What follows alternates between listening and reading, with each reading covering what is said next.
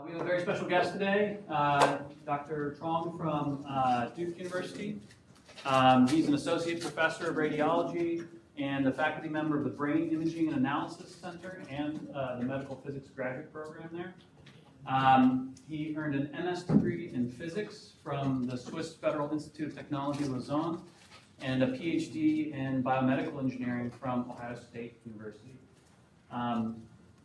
His research interests include the development of novel magnetic resonance imaging coil technologies, image acquisition, reconstruction, and artifact correction methods, and contrast mechanisms for various MRI applications in the human brain and body, such as functional MRI and diffusion MRI.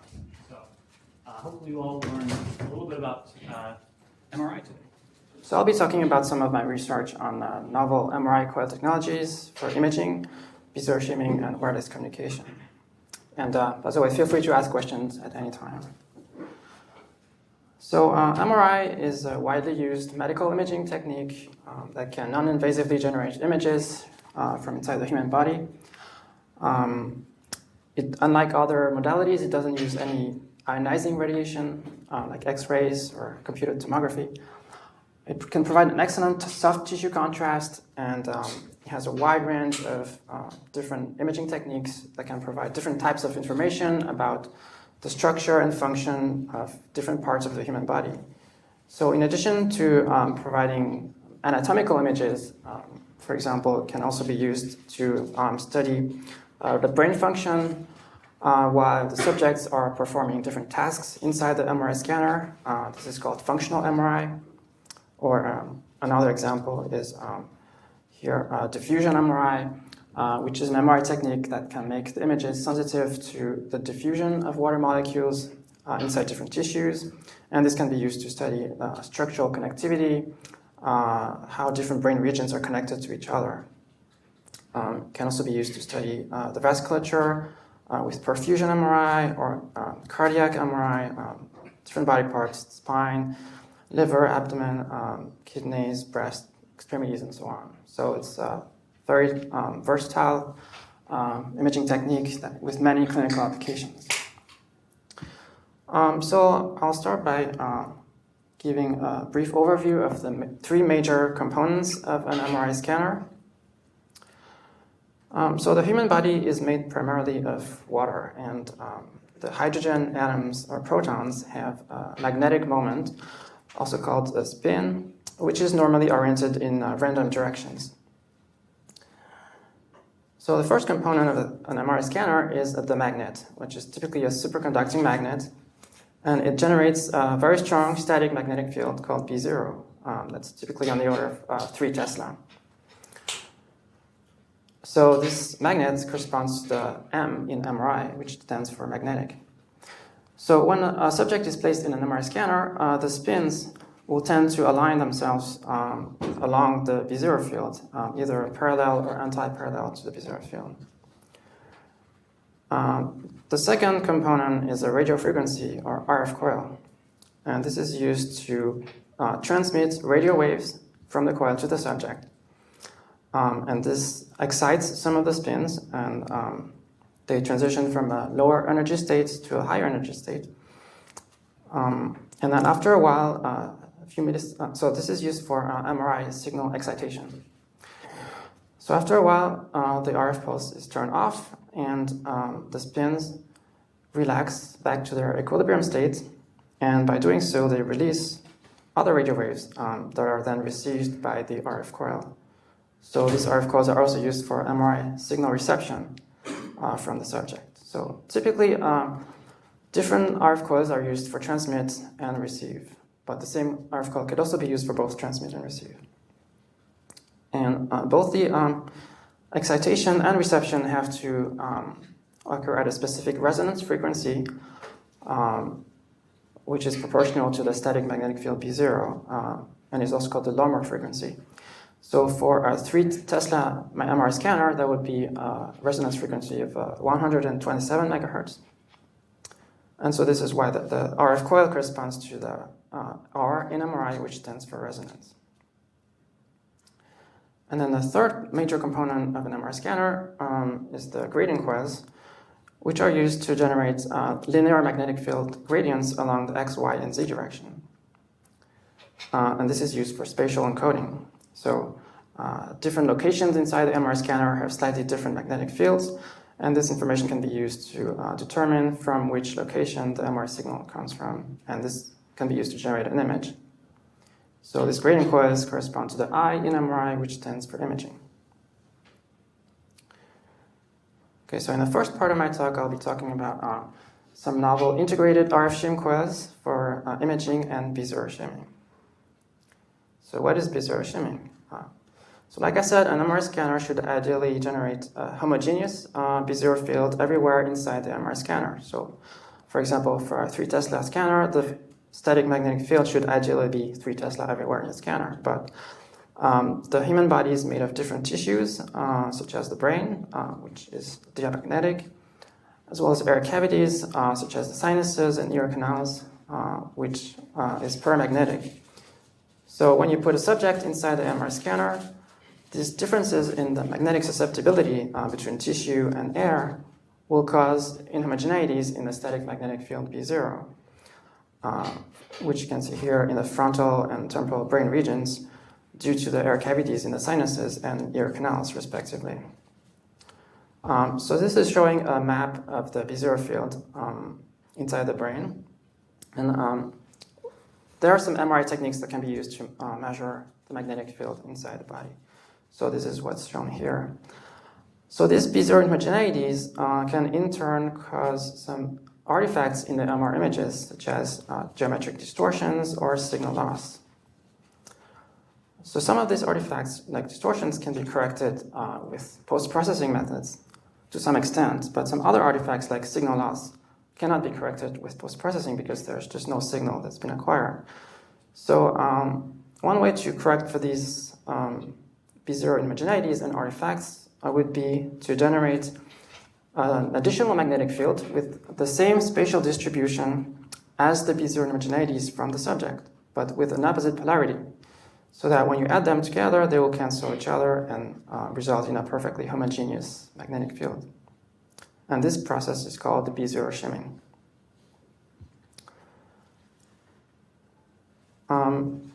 So the most widely used B0 shimming method is called spherical harmonic shimming, and it consists in decomposing the B0 homogeneities from the subject that you're trying to shim into a sum of spherical harmonic functions. For example, we have the first order spherical harmonic functions, which are just linear gradients along x, y, and z.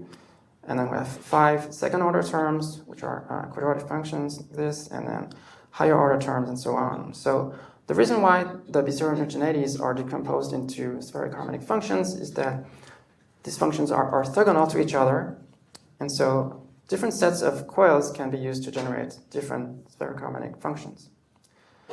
For example, the first order spherical harmonic functions can be generated with the gradient coils, which are already in the scanner and used for spatial encoding, but they can also be used for shimming. However, for second order and higher order terms, we need additional shim coils specifically to generate these spherical harmonic shimming, spherical harmonic functions for shimming. And these can take a lot of space in the scanner board and also require high currents with expensive power supplies. So in typical MRI scanner, spherical harmonic shimming is limited to the second or at most third order. And for that reason, it cannot effectively shim localized B0 homogeneities. So for example, here are different slices in the human brain, shimmed with first to fifth order spherical harmonic shimming. And you can see that the B0 maps show that as you increase the order, the B0 homogeneities are reduced, but there are still some residual homogeneities even with fifth order shimming. But like I said, a typical MRI scanner only has up to second order shimming, so there are still a lot of residual B0 homogeneities which can cause artifacts in the MR images. So this is the state-of-the-art shimming method that's available in most MRI scanner, but clearly is not enough to shim effectively. So what other methods can we use? So one method is to use localized shim coils. For example, you can put small shim coils inside the subject mouth and apply a DC current into these coils to generate a localized magnetic field that can be used to shim the front of the brain. So here's an example of MRI images acquired with and without this mouth shim.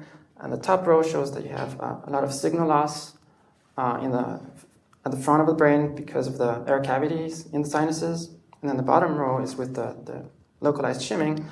You can see that the signal loss is reduced, but there are still some signal loss.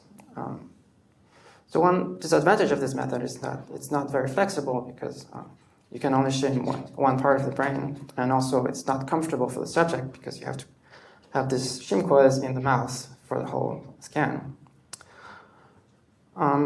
Another localized shim coil setup here is shown with 6 shim coils on a frame that's outside of the subject, so it's a little bit more comfortable. In this case, they used 6 shim coils that with the size and location optimized specifically to shim the prefrontal cortex. So again, you cannot shim the whole brain. And an extension of this method is called multi-coil shimming. So in this case, instead of using a few shim coils that are specifically optimized to shim a certain brain region, it uses a whole array, symmetrical array of many small shim coils placed around the subject, and they can be used to generate an arbitrary magnetic field for shimming. So here's an example comparing third-order spherical harmonic shimming at the top to this multi-coil shimming at the bottom, and you can see that the multi-coil shimming can shim the localized piece homogeneities much better than spherical harmonic shimming, although there are still some residual homogeneities. So there are different implementations of multi-coil shimming. For example, for human brain imaging, we have an RF coil that's used for imaging, and then a separate localized shim coil array that is inside the RF coil that's used for shimming. So this picture shows the RF coil, which is the white cylinder, and then inside the RF coil you can see the localized shim coils.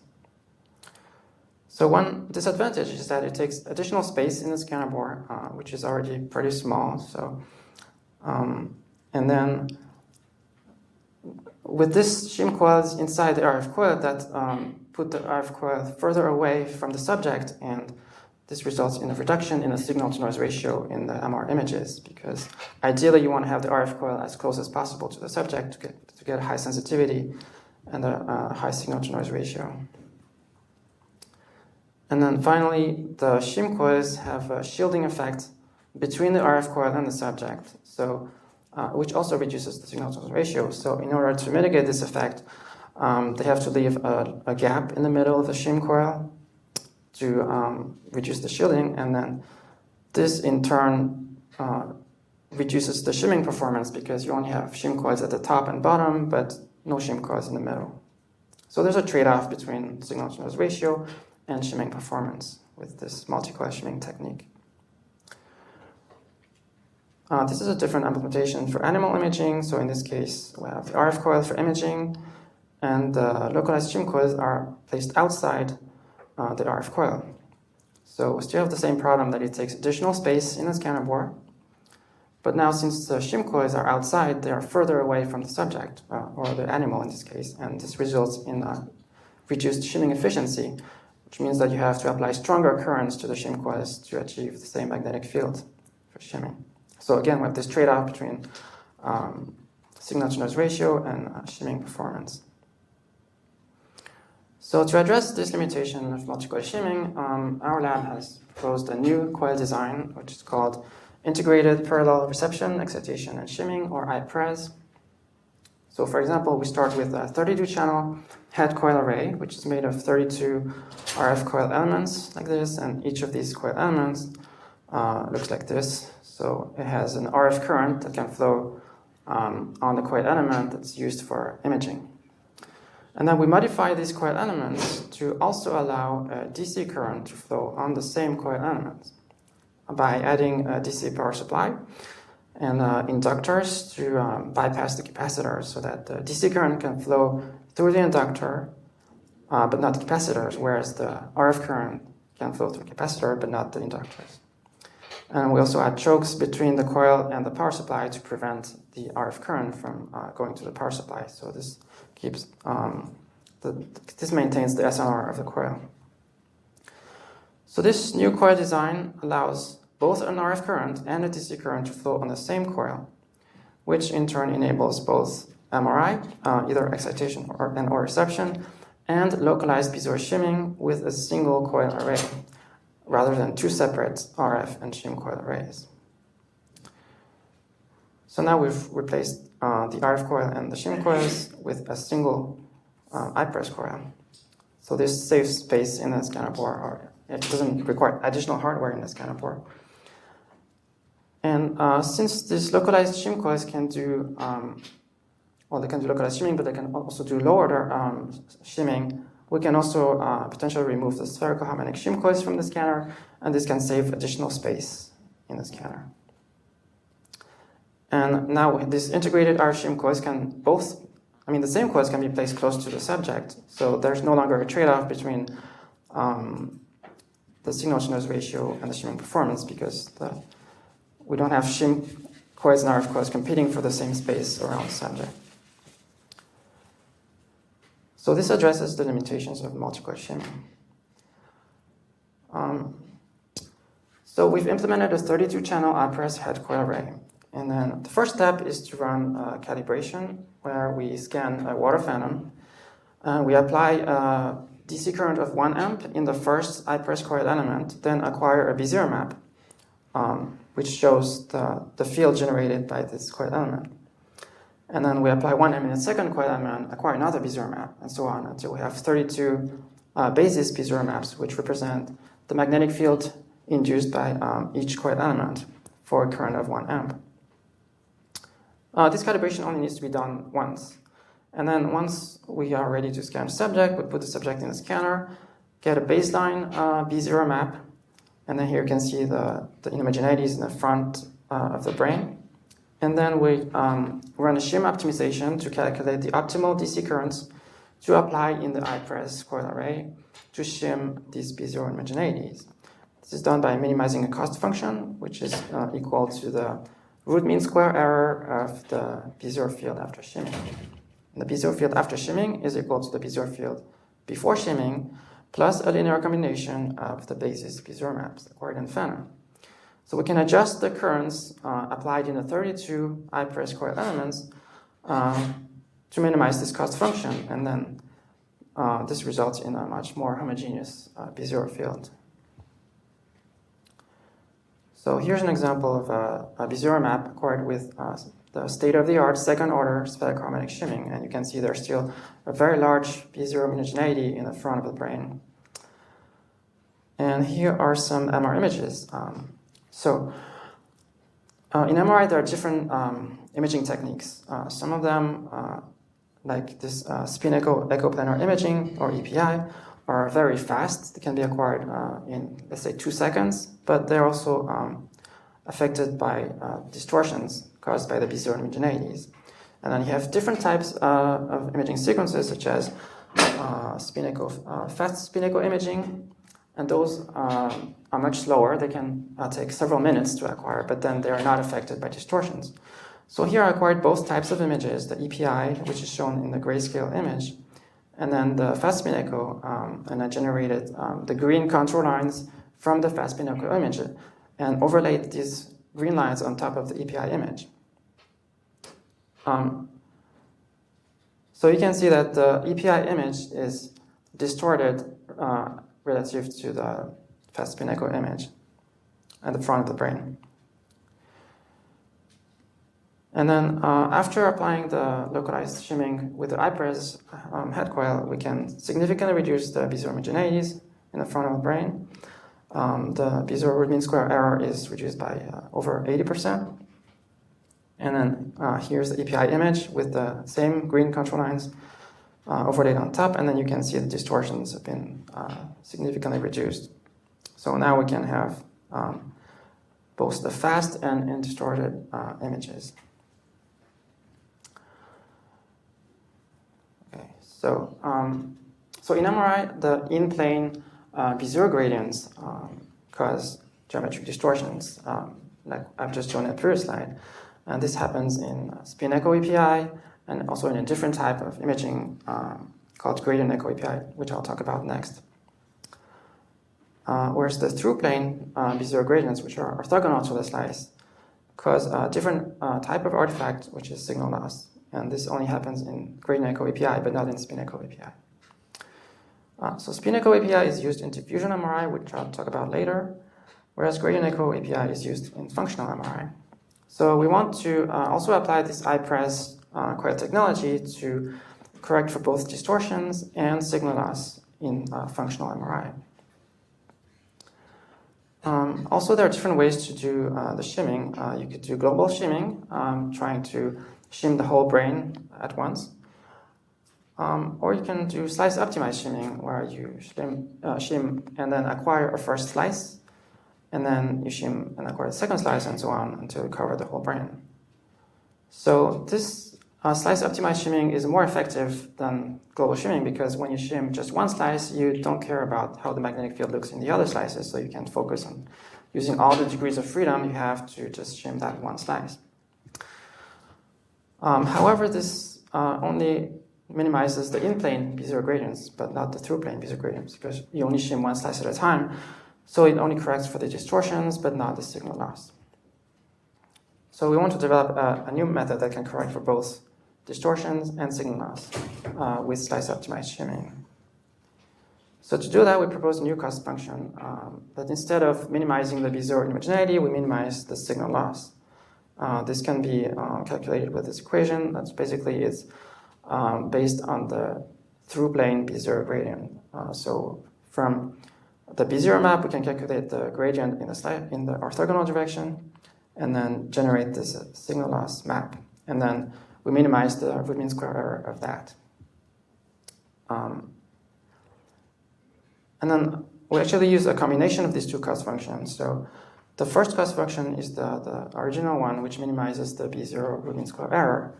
And then the second cost function minimizes the signal loss. And then we have a weight that can be used to adjust the contribution from each cost function. And this can provide an optimal trade-off between a reduction in the B0 homogeneity and a reduction in the signal loss. So for example, here is a B0 map acquired in the human brain with just linear shimming. And again, you can see the very strong B0 homogeneities in the front and on the sides of the brain. And this is the corresponding signal loss map. Again, signal loss in the front of the brain. And this is a gradient echo API image where you can see the actual signal loss in the MR image in the pink circle. So if we use the iPres shimming with different weights in the cost function, so the weight of 0 means that it's using just the original cost function, and it can minimize the B0 inhomogeneity very well. But then when you increase the weight, the shimming is not as effective. On the other hand, if we look at the signal loss maps with different weights, so with a weight of 0, you can see the signal loss is actually worse than in the baseline. But then as the weight increases, you can get a higher reduction in the signal loss. And here are the corresponding EPI images, where again you can see that as the weight increases, the more signal is recovered in the frontal brain region. So by adjusting the weights, we can find an optimal weight that can provide both a good reduction in the B0 homogeneity and a reduction in signal loss. So here are the same results for 7 different subjects with just linear shimming, and then with the iPres shimming with the optimal weight. And so those are the B0 maps, and then here are the signal loss maps. And you can see that for all the subjects, this new method can reduce both the B0 homogeneity and the signal loss quite substantially. So here I'm comparing different shimming methods. So this is the baseline with just linear shimming. We have B0 map and signal loss map. And then so this is using the state-of-the-art second-order spherical harmonic shimming in the whole brain. with the old cost function. So you can see it can reduce the Bezier homogeneity, but the signal loss is actually worse. And then instead of doing whole brain shimming, we can do slice optimized shimming, and this can improve the results a little bit, but still doesn't improve the signal loss. And then instead of using spheroharmonic shimming, we can use IPRES with the old cost function, and this can reduce the Bezier homogeneity much more significantly, but then the signal loss is actually worse. And finally, with the new cost function, we can reduce both the Bezier homogeneity and the signal loss. And we can reduce the Bezier homogeneity even more than the state-of-the-art spheroharmonic shimming method. And here are the same results in 7 different subjects, basically showing very similar results. So then we want to apply this method to functional MRI. So we did some functional MRI experiments. So here are some baseline API images acquired with just linear shimming, and you can see there's signal loss in the front of the brain for these 2 subjects. And then we did some breath-holding functional MRI experiments where we asked subjects to hold their breath and then breathe normally, and hold their breath and breathe normally. So the most widely used functional MRI method is called blood oxygenation level dependent, or BOLD fMRI, and it relies on the blood oxygenation level. So the blood has red blood cells which contain hemoglobin, and that's used to carry oxygen. So when a brain region is more active, it requires more oxygen, and so the blood flow increases to that brain region, and then so oxygenated blood versus deoxygenated blood have different magnetic susceptibilities, and this can be used to generate a contrast for functional MRI. So in this experiment, we by doing the breath holding, it changes the oxygenation level in the whole brain, and we can see that with the just linear shimming, there's no activation in the front of the brain, but we expect to see some activation there. Whereas after IPRES shimming with this new method, we can see that the signal loss in the front of the brain has been recovered, and then now the same experiment with the breath holding also generates activation in the front of the brain. So this breath holding experiment was just for a proof of concept, but in practice you would use you would ask the subject to perform different tasks, and you can study different brain functions while the subject is in the scanner. Okay, so so far I've talked about brain imaging, but MRI can also be used to image different body parts with different types of RF coils. So we've not only implemented IPRES for brain, but also for the spine, body, and the breast. So this is the original IPRES coil design. Has one DC loop for each RF coil element. So this is good for brain imaging, but for body imaging, you have larger RF coil elements, and also the body has a lot of air tissue interfaces, so much stronger localized Bezier homogeneities. So to improve the shimming performance for body imaging, we proposed an improved IPRES coil design, which we call IPRES-N, which consists of N DC loops per RF coil element. So for example, this is an IPRES-3 coil element. We split this RF coil element into 3 smaller DC loops by adding interior DC traces, and then 1 DC power supply for each of the DC loops, as well as inductors to isolate the RF current. So the RF current can only flow through the outer perimeter of the RF coil element, but then we have 3 different DC loops, each of which has an independent DC current that can be used for shimming. So this provides more degrees of freedom for shimming. So now we have, in this example, we have 3 times more degrees of freedom. And also it has a higher spatial resolution for shimming, because now these DC loops are smaller than the original RF coil element. So both of these can provide a more effective shimming of localized Bezier homogeneities in the body. So first we want to compare the SNR of these different coils to make sure it has not been reduced. So this is just a conventional RF coil just used for imaging. And then in this case we image the water phantom. And this is a map of the signal-to-noise ratio. And then we modify this RF coil into an I+1 coil, and then with just one DC loop, and then got the same SNR map. And then we modified the I+1 coil into an I+2 coil, which now has two smaller DC loops in the same RF coil element. And then again, we've verified that the SNR is the same. Then we implemented this I+3 coil design into an 8-channel body coil array. So each of the RF coil elements has 3 smaller DC loops that can be used for shimming. So we have a total of 24 DC loops. And then we're comparing this 8-channel I+1 versus the new I+3 coil design. So this is a baseline B0 map acquired in the abdomen with just linear shimming. And you can see there's lots of B0 homogeneities.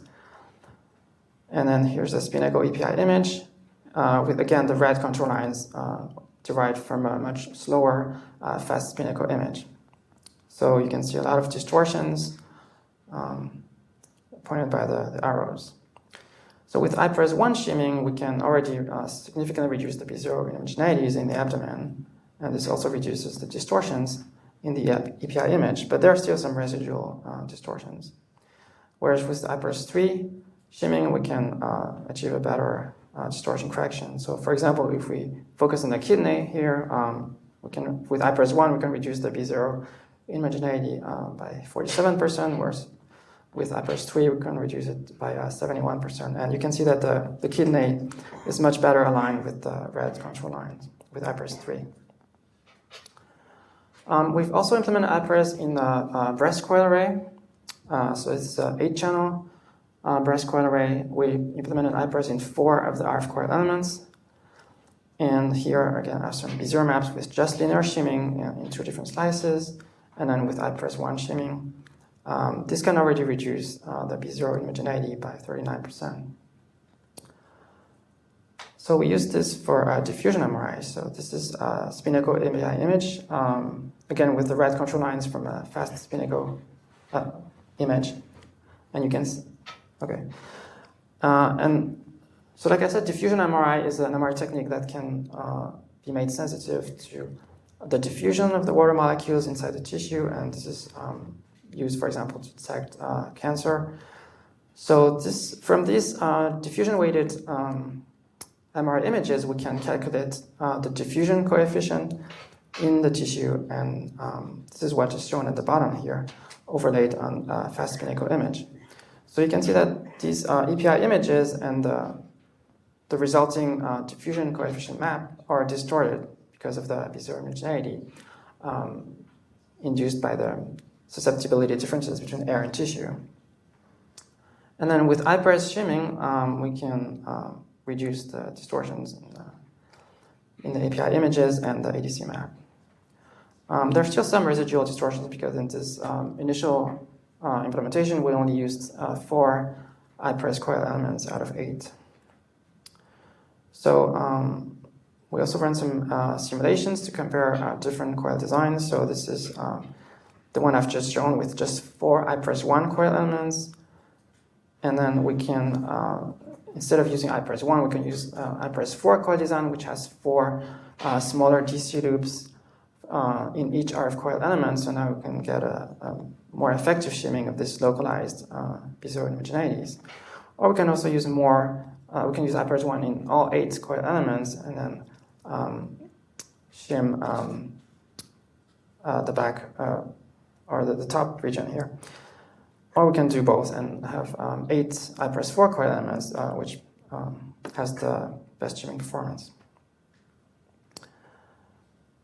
Okay, so this is the original I+1 coil design, which has just 1 DC loop per RF coil element. And it requires 1 DC power supply. And here's I+4 coil element, which has 4 DC loops, but each of them requires 1 power supply. And this can be very expensive. So To reduce the cost and complexity of the system, we proposed a new coil design called adaptive I+N. So in this case, we still have the 4 DC loops, but instead of using 4 different DC power supplies, we used microelectromechanical system switches and just a single DC power supply. So these switches can be activated in different ways to direct the DC current from this single power supply into the different DC loops for shimming. And this only requires 1 power supply per RF coil element, so it reduces the cost compared to the I+4 coil design. So again, we start by comparing the SNR of these different coil designs. So this is a conventional RF coil and its corresponding SNR map, and then we modified it into an adaptive I+2 coil design, which has 4 MEMS switches and then 2 DC loops, and it has the same SNR. So with an adaptive I+2 coil element, we can turn these 4 switches on and off in different ways to generate different magnetic fields. So in this first state, we have the DC current flowing on the right half of the coil element, and then in the second state, it's flowing in the left half, and in the third state, it can flow in a figure 8 pattern, and in the fourth state, it can flow just along the outer perimeter of the coil element, which is the same as an I+1 coil element. So first we did some phantom experiments to demonstrate this, how this works. So this is just a water phantom, and we apply some perturbations to generate localized magnetic fields and homogeneities with 2 different patterns. So by using this adaptive I+2 coil design, we can shim both of these B0 homogeneities very effectively. By using different states, whereas with the original I+1 coil design, it doesn't work as well. And in the bottom case here, it even doesn't work at all because there's not enough degrees of freedom to shim these localized B0 homogeneities. So then we compared the performance of an 8-channel I+N versus the adaptive I+N for body imaging. So again, this is the baseline B0 map with just linear shimming. And then by using I+1 shimming, for an 8-channel body coil array, it requires 8 DC power supplies, and we can reduce the B0 RMSE by about 32%. And then we can use I+2, I+3, I+4, which requires up to 32 power supplies, and then we can achieve a 52 reduction in the B0 homogeneity. And then with this new adaptive I+4 coil design, we can achieve almost the same shimming performance as the I+4 coil design, but only with 8 instead of 32 power supplies, which reduces the cost by a factor of 4. So those were just simulations, but we also implemented this adaptive I+2 coil design in a body coil array, 32-channel body coil array. So here you can see 1 RF coil element with the 2 DC loops and the MEMS switches. And here's some experimental results. So you can see the EPI image with just linear shimming, and then with I+1 shimming, there's some reduced distortions, but still some residual distortions with just I+1 shimming. And then with the adaptive I+2 shimming, we can get a better distortion correction in the abdomen. Okay, so far, all of the I+, designs I've talked about, the first step is to put the subject in the scanner and get a baseline B0 map to measure the B0 inhomogeneities to be shimmed. And then we have to run a shim optimization algorithm to calculate the optimal DC currents to apply in the I+ coils for shimming. And then we have to upload these optimal currents to the power supply, which is located outside of the scanner room, and then has to go through some filters back to the coil. So this can provide the best shimming performance. However, it takes some time to acquire the B0 map, like about 30 seconds or so. And then it takes more time to run the shim optimization, which also takes about 30 seconds or a minute. So this whole process can take a few minutes. It's also expensive because we need, for example, in this case, a 32-channel power supply, which can cost thousands of dollars. So this might be good for research applications, but we've developed another iPres coil design that is a plug-and-play battery-powered iPres.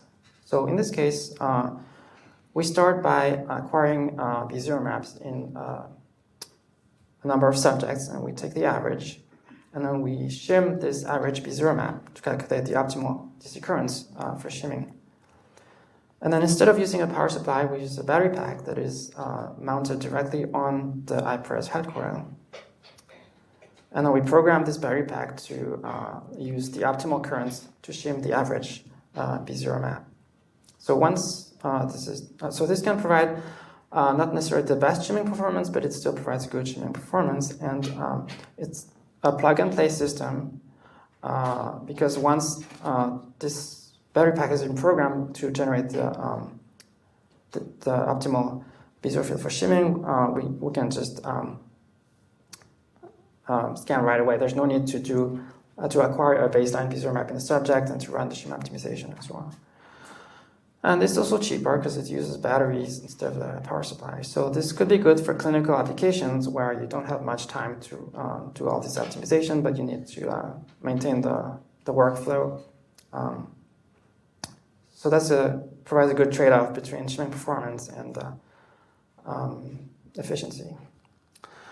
So here I'm showing the reduction in the B0 homogeneity as a function of the number of iPres coil elements. So we're using a 32-channel iPres head coil, but we don't need to apply the currents in all 32 coil elements. We can just apply, for example, 2, 4, 6, 8, 10, or 12 coil elements and still achieve a pretty good B0 shimming. So for example, here we've determined that with just 10 coil elements, we can already achieve about 37% reduction in the B0 homogeneity. Whereas we only need to power 8 of the 32 coil elements with the batteries. Whereas if we were to use all 32 coil elements for shimming, that would only increase the shimming performance by a few percent. So it might not be worth doing that. So in this implementation, we've used just 10 iPres coil elements out of the 32-channel iPres coil array. And you can see that it can already reduce the B0 homogeneities in the brain with this battery-powered version. And then we also implemented iPres into a rat coil array for small animal imaging, and here are different coil designs, and you can see that they have different shimming performance, so we can optimize the coil geometry to achieve the best shimming performance. And in this case, so in all the previous implementations I've talked about, we start from an existing conventional RF coil array, and then we modify it to implement iPres. But in this case, we start from scratch, and we can just build the coil array from scratch. And this gives us the opportunity to not only optimize, to run simulations to optimize the coil design to achieve the best shimming performance, but we can also run additional simulations to optimize the RF performance to get a uniform and high signal-to-noise ratio. So we can optimize the coil design for both B0 shimming and SNR. Okay, so now I'm gonna switch gears a little bit and talk about some integrated RF wireless coils for both imaging and wireless communication. So in a traditional MRI scanner, we have the RF coils that are connected to all the electronics and amplifiers in a different room outside of the scanner room through wired connections. And this is then connected to the console computer that runs the MRI scanner. We also have shim coils, which also require wired connections to the power supplies and the shim controls in the machine room next to the scanner room. And then we have other peripheral systems that also require wired connections. All of these wired connections require additional electronics and filters and so on to maintain the image quality. So this can result in bulky and heavy cables and coils, which can result in subjects' discomfort, and also has some safety issues because these cables can have induced currents in them, and this can cause some heating and burns in the subjects. And it also adds cost and complexity to the system. So it would be great if we could get rid of all these wired connections and do this wirelessly instead. So we propose a new wireless MRI scanner design where we use an integrated RF wireless coil to wirelessly transfer the MRI data, or other types of data, between the coil in the scanner and an access point that's mounted on the scanner room wall. That is then connected to the other electronics outside of the scanner room. So here is a conventional RF coil element. It's just used for imaging. And then I've talked about the iPress coil design before. We modified this to also enable a DC current to flow on the same coil in addition to the RF current, which is then used for imaging and shimming. But we can use the same concept to, so it has RF current for MRI and a DC current for shimming. Yeah, so you can use the same concept, but this time instead of a DC current, we can have a second RF current for wireless communication. So we have the one RF current at 127 megahertz, which is used for a 3 Tesla MRI. And then we have another RF current at 2.4 gigahertz for Wi-Fi communication. And then we add these bandstop filters between the coil and either the MRI preamplifier or the wireless module to keep each of these two RF currents separate to maintain the SNR of the coil. And then we can combine the iPress coil design and this new integrated RF wireless coil design to get a wireless iPress coil design. So now we have three types of RF current, three types of currents flowing in the same coil element. So we have the RF current for MRI, we have a DC current for shimming, and we have a second RF current at a different frequency for wireless communication. So again, we look at the SNR comparison. So this is just a conventional RF coil element just for imaging. And then we modified it into an iPress coil to also do shimming. It has the same SNR. We modified it into an RFW coil for imaging and wireless communication, and again, same SNR. And then finally, into a wireless iPress coil, which can do all three types of, so it can do imaging, shimming, and wireless communication. And again, the SNR is now reduced. Also, so traditional RF coil arrays are made of copper traces, and they're typically rigid and heavy and have all these electronics integrated on them. But recently there's been a new RF coil technology called the air coil technology developed by GE Healthcare. It's actually much thinner and flexible coils that can be twisted like this, and all the electronics has been miniaturized and all fits into this little box here. And so you can use these flexible coil elements to make flexible, lightweight coil blankets that can wrap around the patients like this. And then this can better conform to different patients' sizes and shapes. And so you get the coils much closer to the body to get a higher SNR.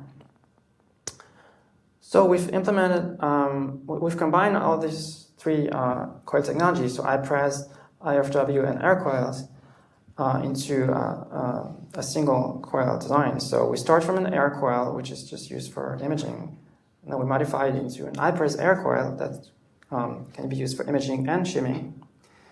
And then we modify it into an iPress W coil, which is also used for wireless communication.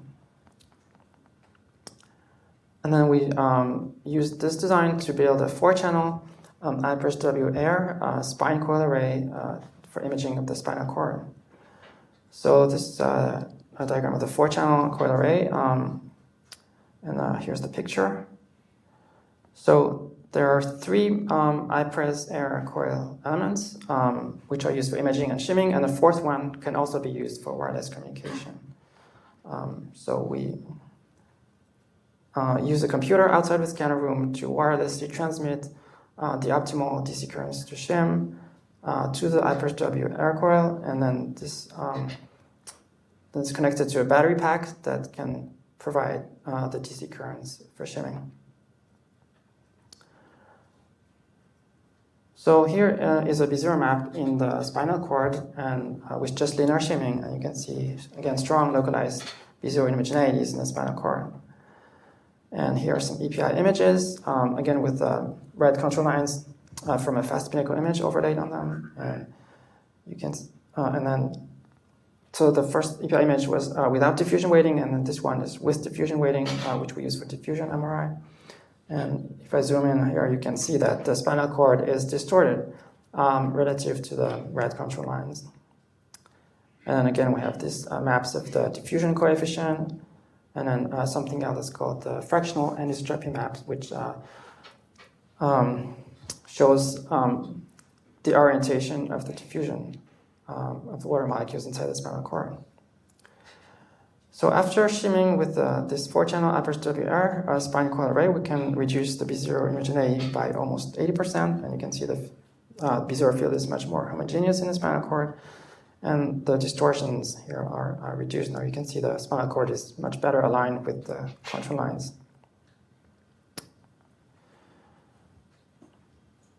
We've also used this I/W coil design for a head coil array, and now we have dual stream coil design. So this is a 48-channel head coil array. So some of the RF coil elements are just conventional RF coil elements. We didn't modify them. They're just used for imaging. But we've modified other coil elements to be I-pressed coil elements, which are used for imaging and shimming. And then we modified one of them to be an IRFW coil element, which can be used for imaging and wireless communication. So we use this one to wirelessly transmit the optimal DC currents for shimming, and then we use this for wireless localized B0 shimming in the brain. So this is the same results I've shown before, but instead of using a wired connection, we use just wireless communication for the shimming, using currents from the battery pack. And in addition, we've modified another coil element to be an I/W coil element that can also be used for wireless communication. So this is a second stream for Wi-Fi communication. We use this one along with a respiratory belt that's placed around the subject's chest that can monitor the subject's breathing. So normally this respiratory belt requires a wired connection to the system, but here we use this dual stream I/W head coil array to wirelessly transmit the breathing signal from the respiratory belt to a computer outside the scanner room using this new technology. So using the same coil, we can do imaging, we can do shimming in the brain, and we can wirelessly monitor the subject's breathing. This can be used for other applications. We can measure the heartbeats or other things too. And another application, we combine this IRFW coil design with an ultrasound-based sensor. So this is an ultrasound sensor that's placed on the subject's chest, and it can be used to monitor the physiological motion of internal organs, for example, breathing. So this is not, this ultrasound sensor is not used to generate images like in echography, but it's just a one-dimensional signal to monitor subject's breathing. So normally this ultrasound sensor will require wired connections, which makes the system not portable. And then here we want to convert this to a wireless system. So we designed an MR-compatible system that's placed right next to the subject, goes into the scanner, and it has ultrasound pulsar receiver. So this is used to generate voltage pulses that are sent to the ultrasound sensor, and then the ultrasound sensor receives the ultrasound signal from the subject. This goes back to the ultrasound receiver, and then it is digitized with ADC and goes to a Raspberry Pi that modulates the digitized ultrasound signal to a Wi-Fi frequency, and then this signal is then passed to the IFW coil to be wirelessly transmitted outside of the scanner room.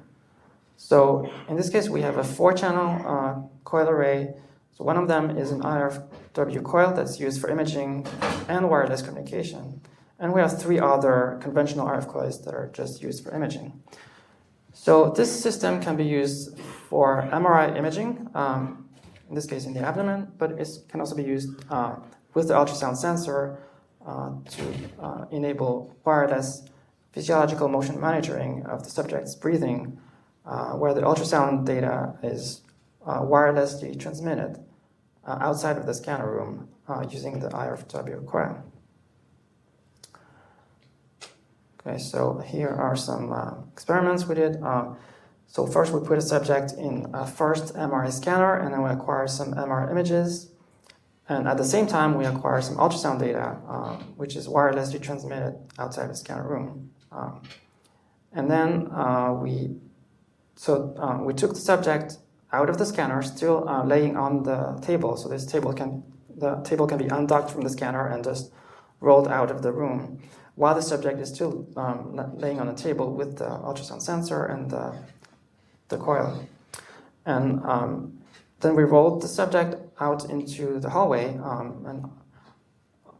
During all this time, so we're no longer acquiring MRI images, but still acquiring the ultrasound data and wirelessly transmitted it using the IRFW coil to different access points in the hallway. And then we rolled the subject into a second MRI scanner and again acquire more MR images and ultrasound data. So this was just for a proof of concept, but in practice you can think of a patient having an MRI scan and then they go through a different, to the hospital to have a different type of scan, like a CT scan or a PET scan or a different procedure. And during all this time, we can monitor the patient's breathing wirelessly with this portable ultrasound-based system. And also in the second scanner, we ask the subject to breathe normally and then cough. And this shows that we can detect the coughing from the subject with the ultrasound sensor. Okay, so to summarize, I've talked about some novel MRI coil technologies that can be used for imaging, as well as localized B0 shimming with different IPRS coil designs, and also can be used for wireless communication with the IRFW coil design, or it can be used for all 3 functions with the wireless IPRS coil design. So for different applications and different body parts.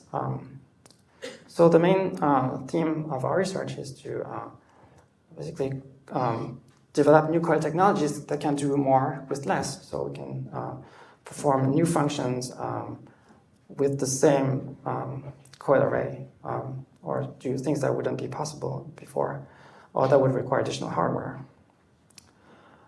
And then finally, I would like to acknowledge my colleague Dean Darnell, as well as all of our current and former students and collaborators, and our funding, and thank you for your attention.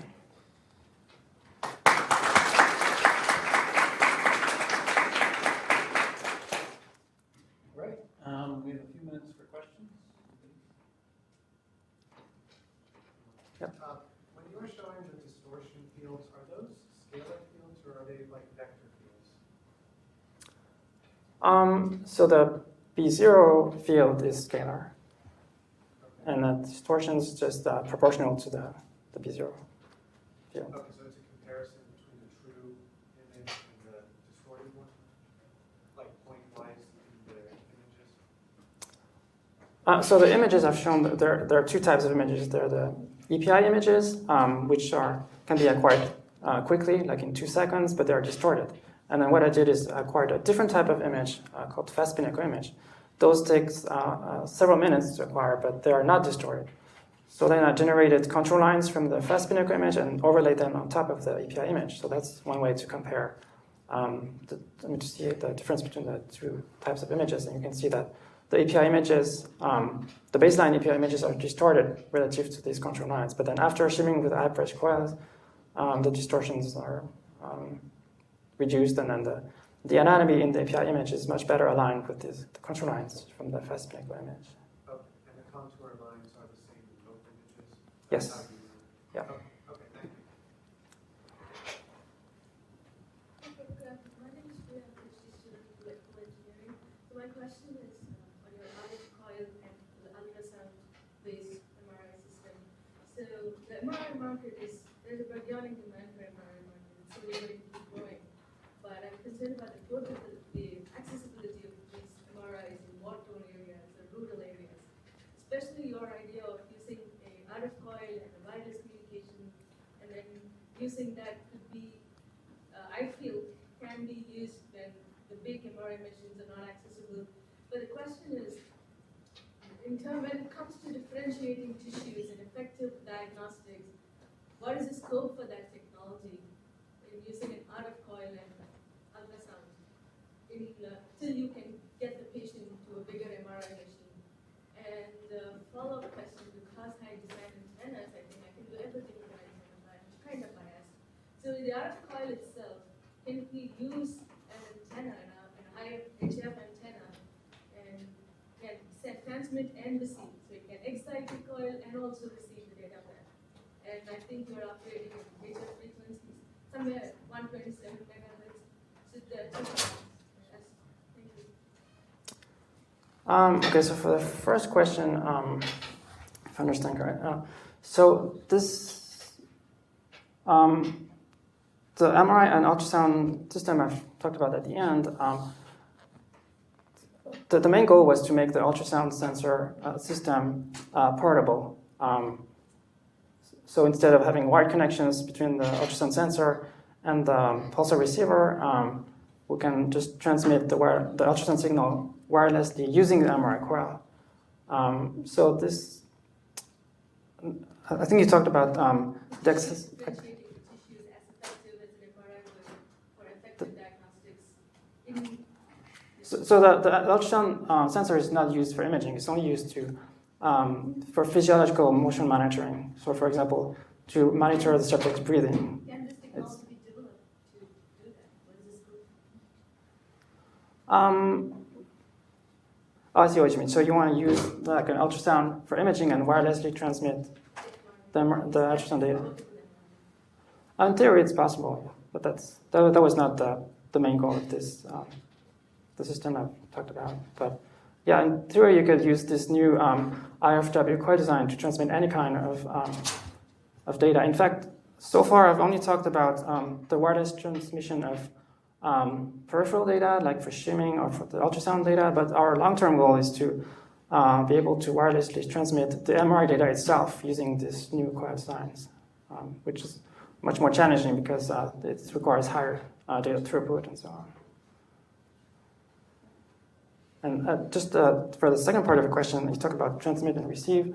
So in MRI, in some cases, you can use the same RF coil to do both transmit and receive, but more typically, we use different RF coils for transmit and receive because they need to be optimized in different ways. So for the transmit, you want to have a very uniform RF field to generate a uniform signal, a uniform excitation in the subject, and you get uniform images. But for the receive, it's better to place the receive coil as close as possible to the subject. So depending on which body part you're imaging, for example, with the head coil, you want to place the coils next to the head and so on. So so the high pressure coil design can be used for both transmit and receive and shimming, but in practice, we only use it for receive and shimming. Yes. When you're switching between your DC loops, does that itself disturb your image? Do you have to wait some amount of time after the switching instant to get a reliable? No, it's pretty instantaneous. I mean, it takes maybe milliseconds or so. But are you talking about the dynamic shimming or just in general? Yeah, the dynamic. Okay, that's a good question. So, Condense switches. okay, so those are two different things. For the dynamic shimming, where we shim one slice and then acquire just last slice and then we shim the next slice and so on. So it would take. So the one advantage of these localized shim coils is that their inductance is very low. So they don't have a lot of eddy currents. So we can switch the Bezier field on and off very quickly, like within a millisecond or so, and that's good enough to change the currents from one slice to the next. So it's possible to do dynamic shimming. And then for the MEMS switching,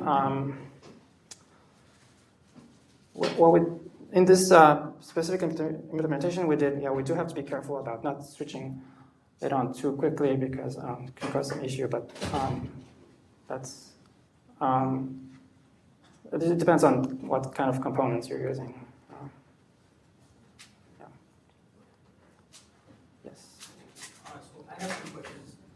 So the first question is, so the purpose of this technology is to correct the minor variations in the static magnetic field due to the air tissue interferences and all those things, or is it to completely remove the shimming coils from the MRI scanner? First question. And the second question is, I saw a lot of like chokes in the RF chokes on the coils. So are they going to create any kind of a distortions in the images?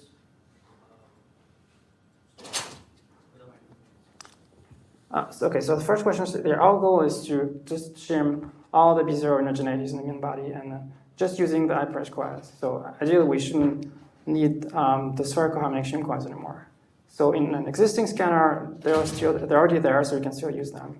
But possibly in future scanner designs, you can, if you use only the high pressure coil for shimming, then you can consider removing the spherical harmonic shim coils. That can save a lot of space in the scanner. And actually, some scanners don't even have spherical harmonic shim coils, so that you cannot even do shimming. For example, there are some wider bore MRI scanners that are used to image, like obese patients or so on. Or you have some scanners that are only used for head imaging or things like that for specific applications. They don't have any shim coils. So in that case, using this high pressure coil technology, you would just enable shimming. That's not possible in the first place. And then your second question about the chokes. So yeah, we have to use the appropriate like inductance and self-resonance frequency and so on for these chokes to make sure they don't disrupt our performance. So you can just use any choke. It has to be specific to maintain the image quality and SNR of the coil. All right. Any other questions?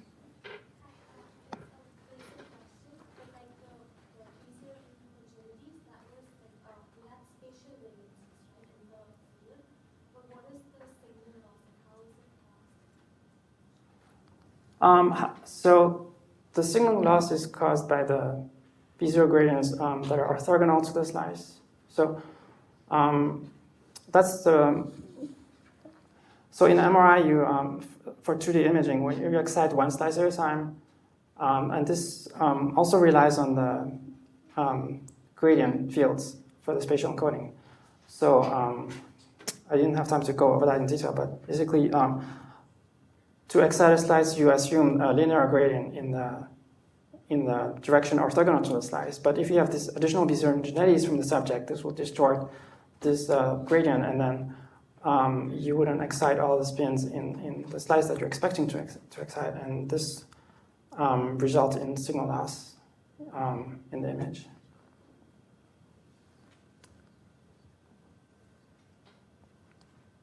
All right. If there's no more questions, then let's thank our speakers.